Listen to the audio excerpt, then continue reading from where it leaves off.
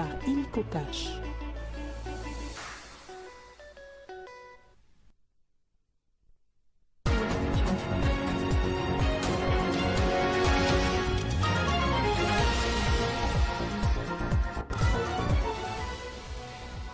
À la une de cette édition du journal, le comité de conjoncture économique s'était réuni hier autour de la première ministre Judith Souminois.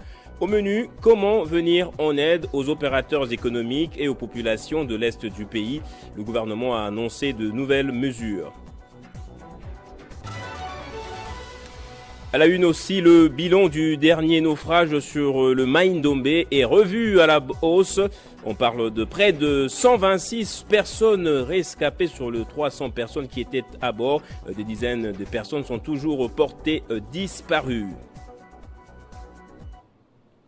Bonjour à tous et bienvenue dans ce journal. Le comité de conjoncture économique sous la présidence de la première ministre Judith Souminois a annoncé des décisions cruciales pour soutenir les opérateurs économiques et les populations des provinces du Nord Kivu, du Sud Kivu, du Maniema et de la Grande Orientale victimes de l'agression rwandaise.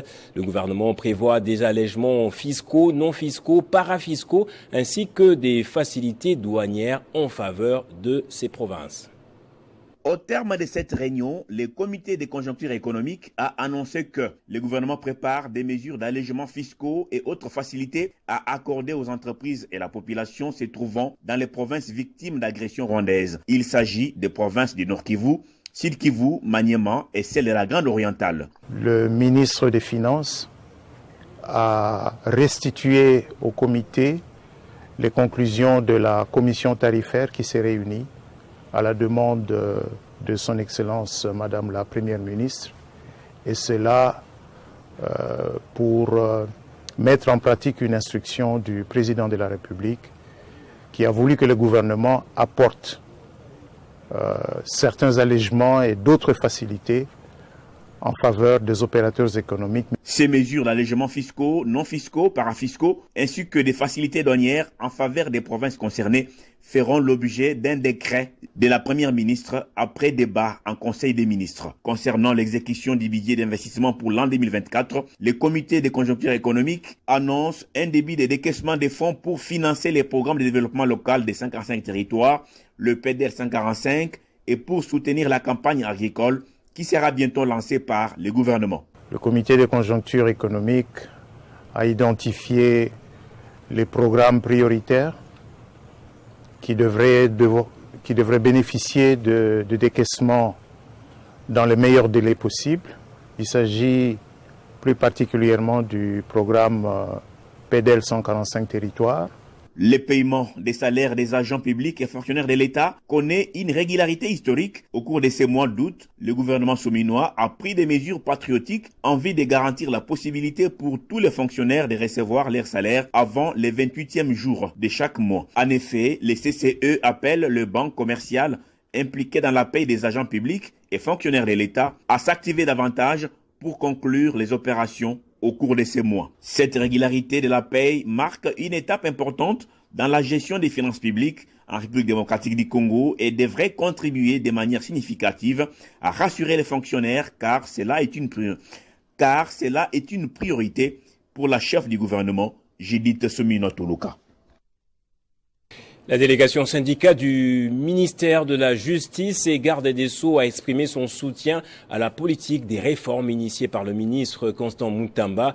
Dans une déclaration lue ce jour devant les agents et cadres de ce ministère, la délégation syndicale se dit satisfait de la nomination de Constant Mutamba à la tête de ce ministère et s'engage à accompagner sa politique justement pour la refondation de l'état de droit en RDC.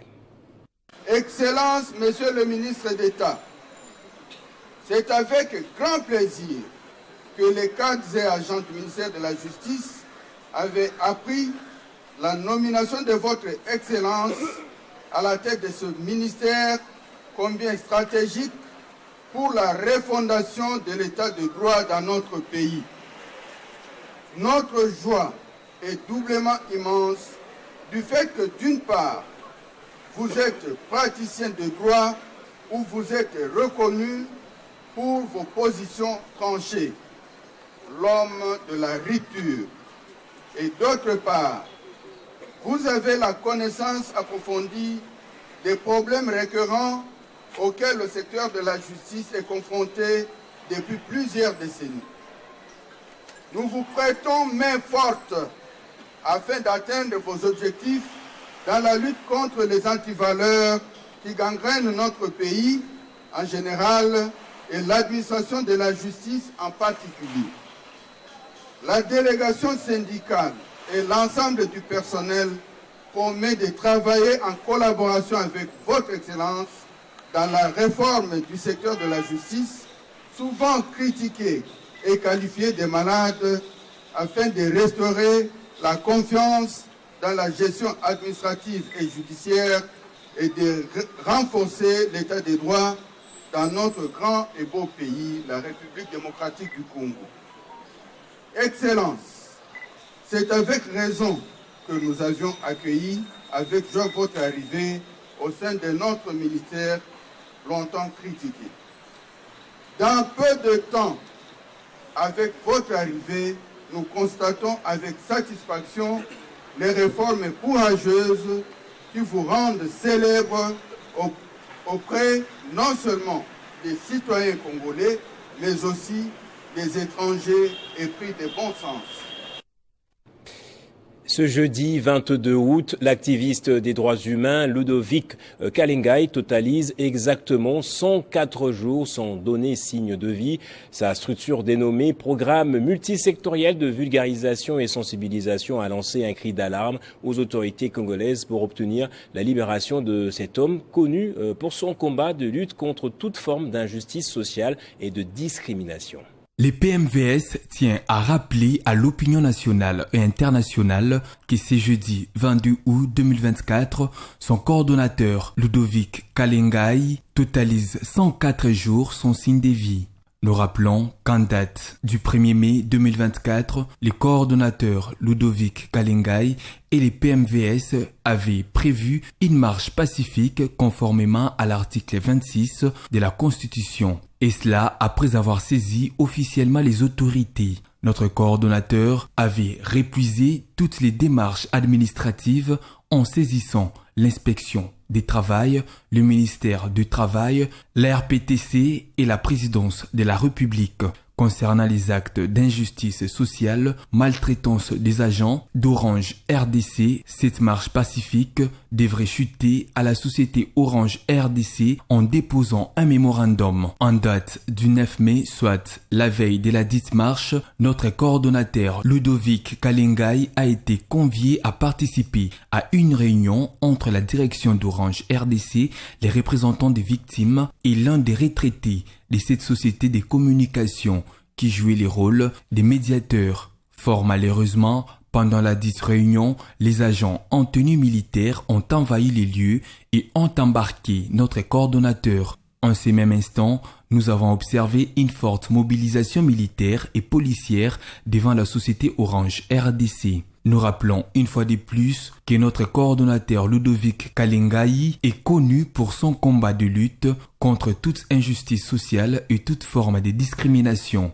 Notre coordonnateur a depuis quelques mois mené les contrôles citoyens conformément à l'article 67 de la Constitution qui offre l'opportunité à tous les citoyens de contrôler les biens de l'État et de faire respecter les droits économiques, sociaux et culturels. Ludovic Kalengai a toujours accompagné la vision du chef de l'État en accompagnant tous les projets du pays. En cette date du 22 août, cette date marquant le jour de son anniversaire, les PMVS sollicite l'implication du chef de l'État pour obtenir la libération de Ludovic Kalengai. Cette libération témoignera son engagement à faire respecter les droits de l'homme et à veiller à la protection de ceux qui veulent faire avancer les pays.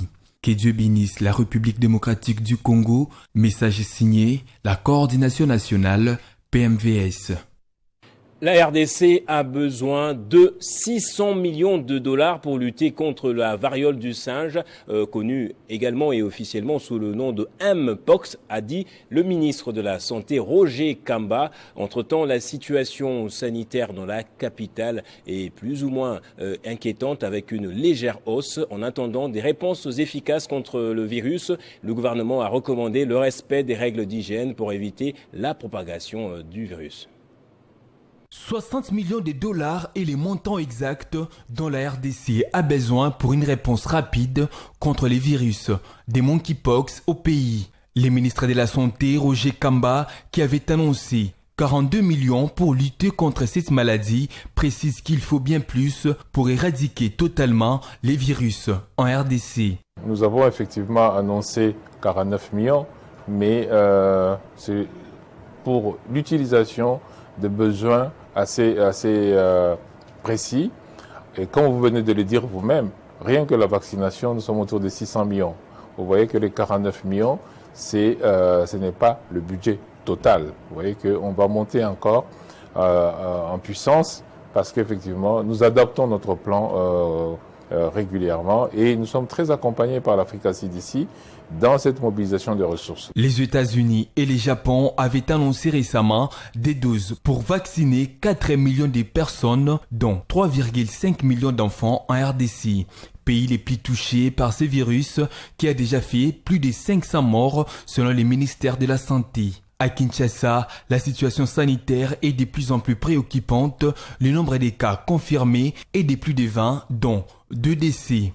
Selon les dernières informations communiquées par Patrice Ngongo, ministre provincial de la Santé. En attendant une réponse efficace contre le virus, les autorités congolaises recommandent à la population de respecter strictement les règles d'hygiène pour limiter la propagation de la maladie, notamment le lavage régulier des mains avec du savon ou de la cendre après tout contact physique.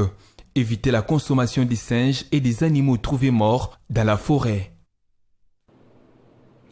Et puis la ministre de l'Enseignement supérieur et universitaire poursuit sa tournée interuniversitaire dans la capitale. La dernière institution supérieure à avoir été visitée, c'est l'UPN, l'Université pédagogique nationale, dont les médias ont rapporté récemment quelques troubles occasionnés par les manifestations des étudiants. Cette visite entre dans le cadre de l'accompagnement des actions du chef de l'État dans la réalisation des infrastructures en construction au sein des institutions universitaires. Accueillie par la rectrice de cette alma mater, Anastasie Massanga, à sa descente, Marie-Thérèse Sombo Ayane s'est entretenue avec les présidents de toutes les 3 corporations, à savoir professeurs, scientifiques, administratifs et ouvriers. Après avoir écouté les préoccupations de toutes les parties prenantes, la ministre de l'ESU a promis de trouver des solutions idoines face aux défis que font face l'Université pédagogique nationale. Pour ce qui concerne le problème de mécanisation, en tout cas, c'est un véritable problème. En arrivant au ministère, déjà, quand j'ai eu les premiers entretiens avec le secrétariat général, un nombre m'a été donné et ça s'élève à 47 000 personnels de l'enseignement supérieur qui sont non mécanisés. À son tour, la rectrice de cette université a remercié la ministre. J'exprime ma profonde gratitude à son Excellence Félix Antoine Tshisekedi Tshilombo, président de la République, chef de l'État, champion de la masculinité positive pour ce choix judiciaire. La descente de la ministre de l'ESU à l'UPN a été sanctionnée par la visite guidée dans certains chantiers en construction, notamment les bâtiments qui vont abriter la boulangerie, le terrain de football et celui du basketball.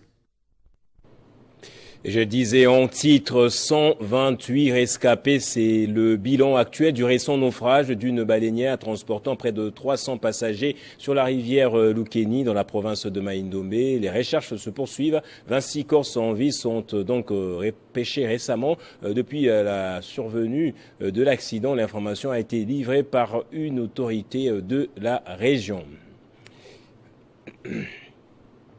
Et puis le collectif national de conseillers communaux de la RDC a célébré Excusez-moi.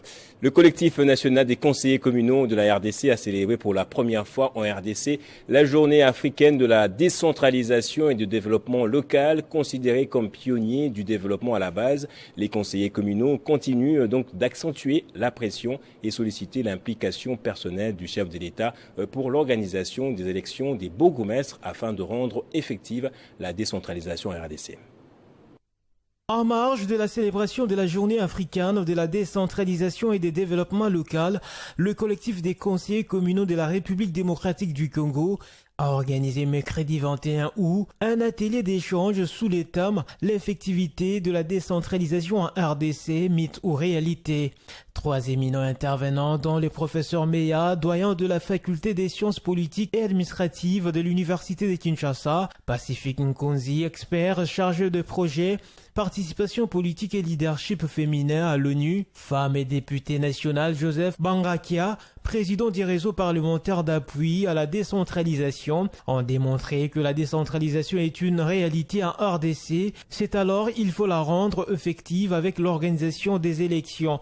Qu'il nous soit permis de saisir cette occasion pour exprimer notre profonde gratitude envers chacun d'entre vous pour nous avoir désigné et confié la coordination du collectif des conseillers communaux de la ville-province de Kinshasa.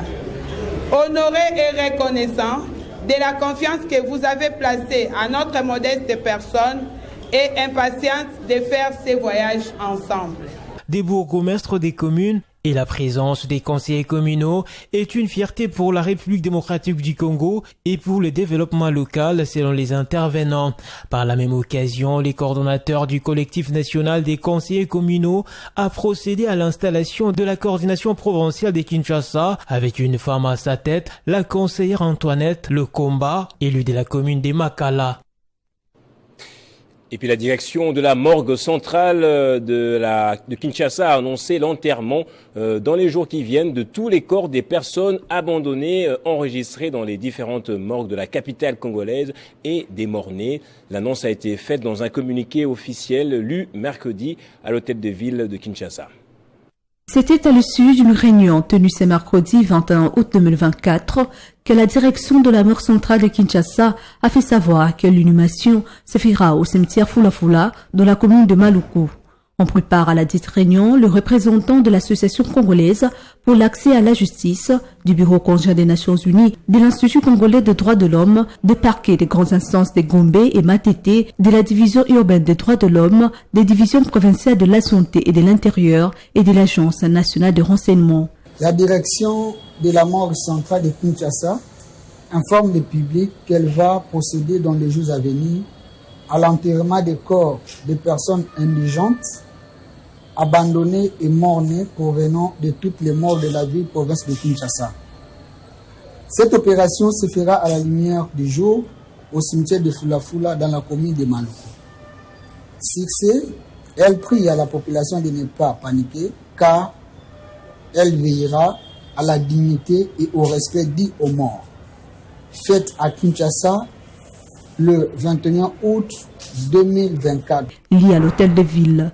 De ce fait, la direction de la morgue centrale de Kinshasa invite les Kinois à ne pas céder à la panique et rassure que l'opération va se dérouler dans le respect strict de la dignité de mort. Et toujours à Kinshasa, le ministre provincial de Transport a réuni les différentes divisions pour débattre de comment améliorer la mobilité des Kinois dans la capitale. Parmi les sujets passés au peigne fin, c'est notamment les embouteillages, les tracasseries ainsi que le transport urbain. Le dialogue, encore le dialogue. C'est l'une des méthodes à Misso pour remettre sur les rails le ministère provincial de Transport et Mobilité urbaine, l'une des priorités du gouverneur Daniel Bumba, où tout est à refaire. Ce mercredi, c'est d'abord avec les associations de transport que le ministre de Transport et Mobilité urbaine, Bob Amisso, a échangé à la veille de la rentrée scolaire. Il était question d'harmoniser les vues pour prévenir tout désagrément pouvant conduire à la perturbation de la circulation routière, notamment les embouteillages, la tracasserie routière, l'incivisme routier et même le grogne intempestif de transporteurs. Nous allons créer un cadre de collaboration avec eux où nous allons chaque fois nous retrouver pour échanger, pour sensibiliser leur partie et ainsi que tous les chauffeurs se trouvant dans leur association. Un motif de satisfaction pour ces associations. Nous pensons qu'avec la tripartite entre le ministre provincial, la division urbaine des transports et nous en tant que corporation, en tant que société civile, nous allons tous devoir travailler pour qu'il y ait fluidité, pour qu'il y ait effectivement mobilité sur la ville-province de Kinshasa. Ensuite, c'est avec le chef des bureaux de la division urbaine de transport. Une réunion, une première en tout cas, où tous les maux qui rongent le secteur de transport sont abordés, soutient le chef de la division urbaine de transport. Ce qu'il a commencé là, ça n'a jamais été fait. Donc nous avons l'espoir, en lui voyant comme ça va aller. Ce qui présage une nouvelle ère pour ces secteurs, à en croire ce chef de bureau. À l'entendre seulement, nous avons senti vraiment qu'il a de bonnes idées et il a un souci vraiment pour le service des transports. Un contrat de performance sera établi et une évaluation mensuelle individuelle sera faite, a annoncé le ministre, pour accroître le rendement de ses responsables et produire des résultats attendus. Et l'actualité aux États-Unis, la convention du Parti démocrate se clôture ce jeudi à Chicago. Kamala Harris va accepter officiellement l'investiture du parti pour la présidentielle américaine lors d'un discours. Hier, son colistier Tim Walz avait accepté l'investiture de son parti. En sport, plus que 2 mois nous séparent du coup d'envoi de la Coupe d'Afrique des Nations de handball dames à Kinshasa. À ce jour, les signaux ne sont pas positifs. Le Comité national des Jeux de la francophonie et la Fédération de handball du Congo demandent au gouvernement de prendre à bras-le-corps les choses pour que cette compétition se tienne dans le délai prévu. La République démocratique du Congo tient un mordicus à l'organisation de la Coupe d'Afrique des Nations de handball dames au mois de novembre. La FEHAND et les CNJF travaillent de mèche pour la réussite de cette CAN. Voilà ce qui justifie la visite d'Amos Mbayo et Isidore Kwanja chez les ministres des Sports et Loisirs. Nous avons l'envie d'organiser la CAN en 2029, donc on doit préparer la candidature. Et pour tout cela, nous devions nous préparer. Et la préparation commence d'abord par l'organisation de la CAN de handball dans 3 mois. C'est pour ça que nous sommes venus voir son Excellence, Monsieur le ministre des Sports, pour lui présenter cela, pour qu'il puisse en parler au niveau du gouvernement et que le gouvernement puisse mettre tous les moyens en œuvre pour que cela soit un succès. Après avoir relevé les défis de l'organisation de 9e Jeux de la francophonie, le Congo souhaite organiser une meilleure CAN de l'histoire du handball pour vendre positivement son image sur les continents. Aujourd'hui, notre pays est reconnu sur le plan international que nous sommes capables d'organiser des événements internationaux. Et si nous avions eu l'organisation de la CAN de handball, c'est aussi notamment parce qu'ils ont vu comment nous avons organisé les Jeux de la francophonie. Donc nous devons capitaliser sur cette expérience-là pour organiser la CAN de handball, pour envisager d'organiser les Jeux de la RDC et d'autres compétitions au niveau africain. Vu les temps impartis, le gouvernement congolais devrait passer à la vitesse supérieure pour rassurer la Confédération africaine de handball quant à la tenue de cette CAN au mois de novembre à Kinshasa. On va passer au rappel des principaux titres de ce journal à présent. Le comité de conjoncture économique s'était réuni hier autour de la première ministre Judith Souminois. Au menu, comment venir en aide aux opérateurs économiques et aux populations de l'Est du pays. Le gouvernement a annoncé de nouvelles mesures.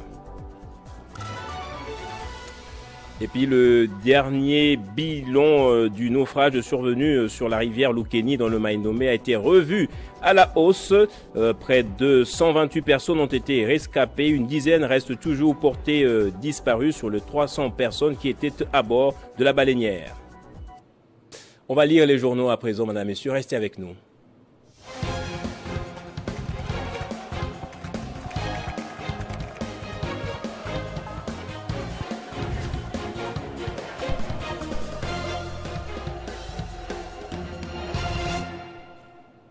Moïse Chamala est là avec nous pour la revue de presse. Il va me rejoindre de l'autre côté du studio. Moïse, bienvenue, bonjour à vous. Merci Gaëtan, bonjour et bonjour à tous ceux qui nous suivent de partout dans le monde. Guerre dans l'Est, la proposition concrète pour un accord de paix durable et définitif pour le conflit à l'Est du pays, présenté par le président angolais. Tout justement, Gaëtan Kouba-Bouranzi, cette crise dont les médiateurs et les présidents angolais Joao Lorenzo va des réunions en réunion après le sommet de la SADC qui s'est déroulé la semaine dernière à la une du Médial. Tempête des tropiques, il est écrit agression rwandaise, l'Angola annonce la poursuite des négociations. Eh bien, Gaëtan Kouba-Bouranzi, l'Angola, pays médiateur dans la crise congolo-rwandaise, a annoncé mercredi 21 août la poursuite des négociations sur la proposition concrète en vue d'un accord de paix durable et défini pour les conflits dans l'Est de la RDC. Le projet a été présenté par les présidents angolais Joao Lorenzo en tant que médiateur nommé par l'Union africaine. Les dites négociations se sont poursuivies pendant toute la journée d'hier, rapporte les journaux. Cette rencontre précédée, j'allais dire, d'une session d'experts en renseignement militaire fait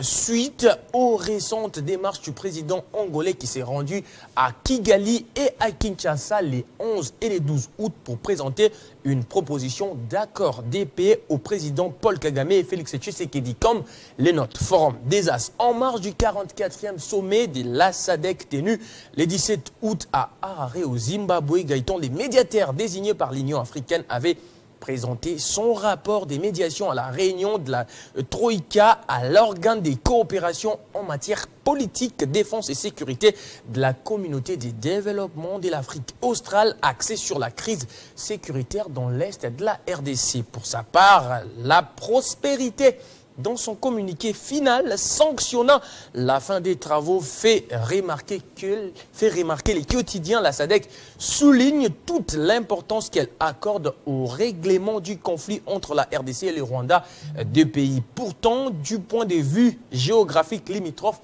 Lors des travaux de la 10e réunion ministérielle tenue le 30 juillet de l'année en cours, toujours à Luanda. Lutte contre l'épidémie de Mpox, c'est l'autre sujet qui a intéressé les médias de Kinshasa, Moïse Chamala. Effectivement, Gaëtan Kouba-Bouranzi, cette épidémie ne cesse de prendre de l'ascension actuellement.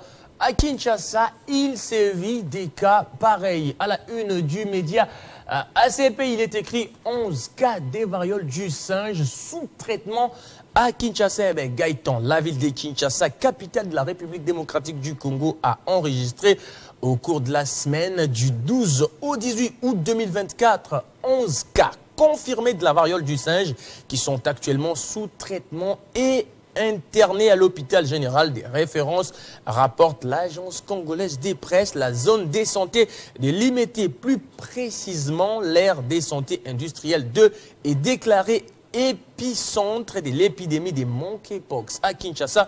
Elle est la zone des santé la plus touchée avec 11 cas, ajoute l'agence. Face à cette épidémie, fait remarquer Actualité.cd, ces médias en ligne, dit que le ministre de la Santé publique, Hygiène et Prévention sociale, Roger Kamba, souligne les faits selon lesquels, bien que les vaccins soient une réponse contre cette maladie, il faut insister sur l'importance des mesures d'hygiène parce que cette infection se transmet, j'allais dire, principalement par les contacts physiques. Et pour terminer, les dirigeants du comité olympique congolais se partagent l'argent de la bourse de Marcella Sakombi, selon le manager de la boxeuse. Beaucoup de gens ont connu Marcella Sakombi grâce à cette photo, main sur la tempe, plutôt doigt sur les tempes, main sur la bouche, qui dénonçait cette agression. Mais dans les JO de Paris, il s'est passé quelque chose de plus particulier. Équilibre.cd écrit à sa une: JO Paris 2024, des graves révélations sur la somme colossale envoyée par la COF via le CIO, via le COC pour l'athlète congolais. Eh bien, Gaëtan, excusez-moi pour la vue. Les comités olympiques internationaux envoyés à Marcella, ça combine $10 000 chaque trimestre pendant 2 ans pour un total de 80 000 pour les 8 trimestres. Dans les $10 000, il y avait une partie pour sa vie, une partie pour la location d'un camp d'entraînement afin de la permettre de bien peaufiner sa préparation. Et enfin, une partie pour les soins de santé. Les comités olympiques nationaux remettaient à cette dernière que 1500 pendant 3 trimestres sur les 8. À l'arrivée, la championne du Congo et d'Afrique avait perçu moins de $5 000 sur les $80 000, révèle Godefroy Mwamba, opérateur sportif et manager des Sakobi. Ah, c'est triste ça. Le peu d'argent qu'on donne à une athlète, voilà, qu'il est détourné. Les ministres de la Justice peuvent peut-être, je ne sais pas si c'est possible, s'en charger. Merci Moïse Chamala, dont la vue a été éblouie par la lumière de l'écran. C'est moi qui vous remercie, Gaëtan Koubabouranzi. Et c'est par ici donc que va se refermer ce journal. Merci à vous aussi, madame, messieurs, de l'avoir suivi. L'actualité reste, on continue sur Télé 50. Restez avec nous.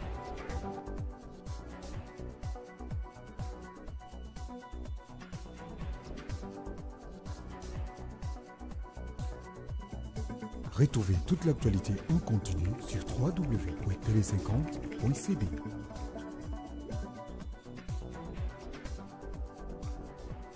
Ce programme vous a été offert par Illico Cash.